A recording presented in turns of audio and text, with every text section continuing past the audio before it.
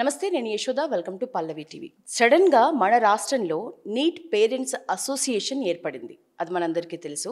మరి ఎందుకు ఇంత సడన్గా ఏర్పడాల్సిన పరిస్థితి, ఏం సాధిద్దామనే లక్ష్యాలు పెట్టుకుంది, ఇప్పటివరకు వాళ్ళు డిస్కస్ చేసుకున్న అంశాలేంటి, ముఖ్యంగా నీట్ పేరెంట్స్ అసోసియేషన్ ముఖ్య ఉద్దేశం ఏంటి, ఎట్లాంటి పేరెంట్స్ వీళ్ళని సంప్రదించే అవకాశం ఉంటుంది కనుక్కుందాం.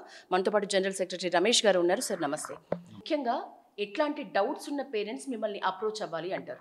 ముఖ్య ఉద్దేశం ఏంటంటే నీట్ పేరెంట్స్ అసోసియేషను అన్ని జిల్లాలకు, ఇప్పుడు చారి గారు చెప్పినట్టు అన్ని జిల్లాలకు పోయే టైం ఉండదు. ఒకరు ఆదిలాబాద్లో ఉంటారు, ఒకరు వరంగల్లో ఉంటారు. అక్కడ కూడా ఇప్పుడు అన్ని జిల్లాలకు 10 ఉమ్మడి జిల్లాలకు మేము ప్రెసిడెంటు, జనరల్ సెక్రటరీ, అక్కడ ఒక ట్రెజరరు, అక్కడ ఒక అసోసియేషన్ ఫామ్ చేసినాం. కాబట్టి ఆదిలాబాద్లో ఏదన్నా చిన్న ఇన్సిడెంట్ అయింది, వెంటనే ఇక్కడ వరంగల్లో ఉన్న వ్యక్తి ఆదిలాబాద్ పోవాలంటే చాలా కష్టం. కాబట్టి ఈ పేరెంట్స్ అసోసియేషన్ ఉండడం వల్ల మేము అక్కడ ఉన్న వాళ్ళకు వెంటనే ఫోన్ చేసి మీకు అక్కడ ఏం జరిగింది అని. ఇప్పుడు ఇంతవరకు కూడా పేరెంట్స్ అసోసియేషన్ అనేది లేదు, స్టూడెంట్స్ అసోసియేషనే ఉన్నది. స్టూడెంట్స్ అసోసియేషన్ అంటే ఏంటంటే జూడాలు అంటారు, జూనియర్ డాక్టర్స్.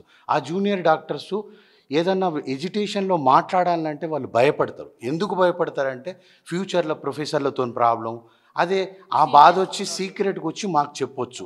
వాళ్ళ పేరు డిస్ప్లే చేయాల్సిన అవసరం లేదు, వాళ్ళు ఎవరు అనేది చెప్పాల్సిన. ఈ హాస్టల్లో ఇలాంటి ఇబ్బందులు ఉన్నాయి మాకు, ఇవి మేము చెప్పుకోలేకపోతున్నాం. ఇప్పుడు సాధ్యమైన చాలా వరకు 80% గర్ల్స్ ఉంటారు. ఆ గర్ల్స్ ఉండి ఈ ప్రొఫెసర్ నన్ను ఇబ్బంది పెడుతున్నాడు, ఇలాంటి సమస్యలు మాకొచ్చి గోప్యంగా చెప్పినా కానీ మేము దాన్ని ఈజీగా సాల్వ్ చేయడానికి ఈ అసోసియేషన్ అనేది ఇండియాలో ఫస్ట్ టైం మేము ఫామ్ చేసింది. ఇలాంటి సదవకాశం ఎక్కడ లేదు. ఇది ప్రొఫెషనల్ కోర్స్ కాబట్టి ఈ కోర్సులో చాలా ఇబ్బందులు ఉంటాయి. ఆ చాలా ఇబ్బందులు వాడు ల్యాబ్లో కానీ, రికార్డ్స్లో కానీ, అసైన్మెంట్లో కానీ, ప్రతి విషయంలో ఒక ప్రొఫెసర్ చేతిలో ఒక స్టూడెంట్ కంపల్సరీ లొంగి ఉండాల్సిందే. అంటే దాన్ని మా అసోసియేషన్కి చెప్తే అసలు వాళ్ళు ఏం జరుగుతుందో తెలియకుండా వాళ్ళ ప్రాబ్లం సాల్వ్ చేద్దామని మేము అనుకుంటున్నాం. పేరెంట్స్తో పాటు ఇటు చదువుకునే స్టూడెంట్స్కి కూడా, మనకు మెడికల్ స్టూడెంట్స్ ఏ ప్రాబ్లమ్స్ ఫేస్ చేస్తున్నా మీ దృష్టికి తీసుకురావచ్చు అని చెప్తున్నారు. సార్, ఇందాక చారి గారు మాట్లాడుతూ ఇది తాత్కాలికమైన మెడిసినే, పూర్తి స్థాయిలో పర్మనెంట్ మెడిసిన్ అయితే కాదు, ఏదైతే లోకల్ రిజర్వేషన్స్కి సంబంధించి సుప్రీంకోర్టు ఇచ్చిన గైడ్ లైన్స్ అనేవి 9th to 12th క్లాస్ ఏదైతే ఉందో దాన్ని కాకుండా మరి మీరు కోరుకుంటున్నట్లుగా పక్క రాష్ట్రాలు ఏకంగా 10 ఏళ్ళు కంపల్సరీ లోకల్ చదువు ఉండాలి అనే ఒక నిబంధన ఉన్నప్పుడు మన దగ్గర చాలా వరకు తగ్గించినారు అని చెప్పినారు. నిజంగా మీ అభిప్రాయం ఏంటి? నిజమేనా సరే అండి ఇప్పటికైనా లోకల్ విద్యార్థులకు న్యాయం జరుగుతుంది అని సంబరపడుతున్న పేరెంట్స్ చాలా మంది ఉన్నారు, కానీ మీ వర్షన్ వచ్చేసరికి కొంత వేరే ఉంది. సో దీనికి సంబంధించి మీకు ఎట్లా అనిపిస్తుంది? తమిళనాడులో ఫస్ట్ నుంచి ఇంటర్మీడియట్ వరకు కంపల్సరీ అక్కడ లోకల్లోనే చేయాలి. ఇక్కడ మనకు స్థానికేతరు చాలా ఎక్కువ. ఇప్పుడు మనము నిధులు, నియామకాలు వీటి మీదనే మన తెలంగాణ, ఇది తెలంగాణ రెండో ఉద్యమంలాగా మేము భావిస్తున్నాం. ఎందుకంటే మేము ఒక పిలుపునిచ్చి హైకోర్టుకు వెళ్దామనే సరికి హైకోర్టులో లేదు, ఇది సుప్రీంకోర్టులో ఉంటే సుప్రీంకోర్టులో వెళ్ళి మేము ఇన్ప్లీడ్ అయినందుకు దీని ఫలితంగా 1000 అప్లికేషన్లను రిజెక్ట్ చేసిండు.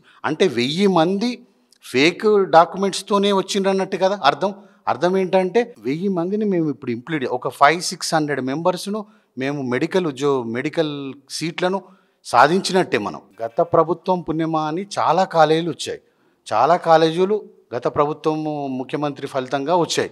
దానిని మనము సద్వినియోగం చేసుకొని మన తెలంగాణ పిల్లలకు, తెలంగాణ బిడ్డలకు సద్వినియోగం చేసుకోవాలనే ముఖ్య ఉద్దేశంతో ఇక్కడ ఏం జరిగేదంటే అంతకుముందు 4/7 రూల్ ఉండడం వల్ల ఇప్పుడు 6th to 9th ఏదైనా చిన్న స్కూల్లో స్టడీ సర్టిఫికెట్ అంటే దానికి ఎలాంటి అథెంటిక్ ఉండదు, జస్ట్ ఇట్లా రాసి ఇచ్చి స్టడీ సర్టిఫికెట్, రెసిడెన్స్ సర్టిఫికెట్ కూడా ఈ రోజులలో రావడం చాలా సులభం. దానివల్ల ఫేక్ డాక్యుమెంట్లు రావడం చాలా ఎక్కువైపోయినాయి. దీన్ని దృష్టిలో ఉంచుకొని 50 ఏళ్ళ నుంచి జరిగే ఈ మోసాన్ని దృష్టిలోకి తీసుకొని కాంగ్రెస్ గవర్నమెంట్ రాగానే ఈ 33 జీవో వచ్చింది.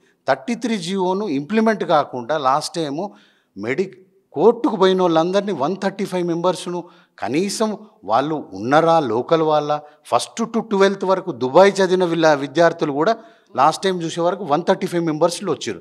ఈ 135 మెంబర్స్ లాస్ట్ టైం కోర్టు మెట్లెక్కిన ప్రతి విద్యార్థికి మెడిసిన్ సీట్లు వచ్చినాయి 135.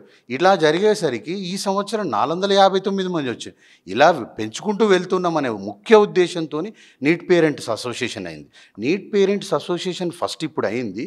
దీన్ని మేము ముందు ఎందుకు ఉంచుతున్నాం అంటే దీన్ని నీట్ పేరెంట్స్ కాకుండా మెడికోస్ పేరెంట్స్ అసోసియేషన్ దీన్ని మార్చాలనే ఉద్దేశంతో దీంట్లో మాకు ఇప్పుడు ఫస్ట్ ఇయర్ వాళ్ళే ఉన్నారు. తర్వాత నెక్స్ట్ ఇయర్ నుంచి second year, third year, PG వాళ్ళు కూడా మా దానిలో ఇంప్లీడ్ అవుతానని ఆల్రెడీ మాకు ఫోన్లు కూడా వస్తున్నాయి.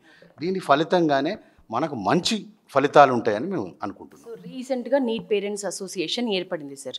ఇప్పటికిప్పుడు మీరు ఎవరైతే కౌన్సిలింగ్లో స్టేట్ కోటాలో మంచి సీట్లు సంపాదించుకోవాలి అనుకునే వాళ్ళకి మీరు ఇచ్చే సలహాలు ఏంటి? మెయిన్గా చారి గారు ఇంతకుముందు ఎక్స్ప్లెయిన్ చేసిండు, చూస్ చేసుకునేది 1కి 4 సార్లు.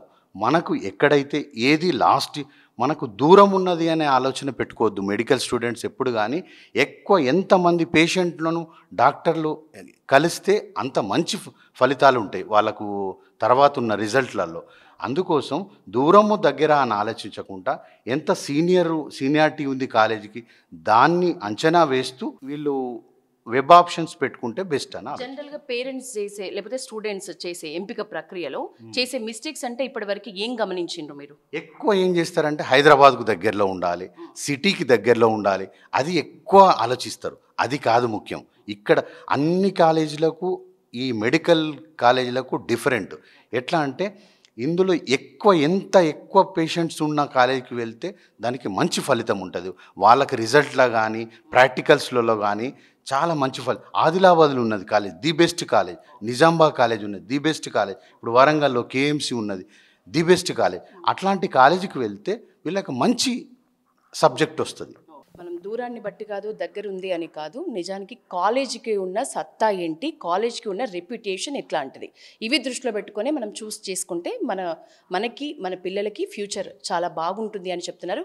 ఓవరాల్గా ఇది మొత్తానికైతే నీట్ విషయంలో చాలా చిక్కులు తొలగిపోయినాయి.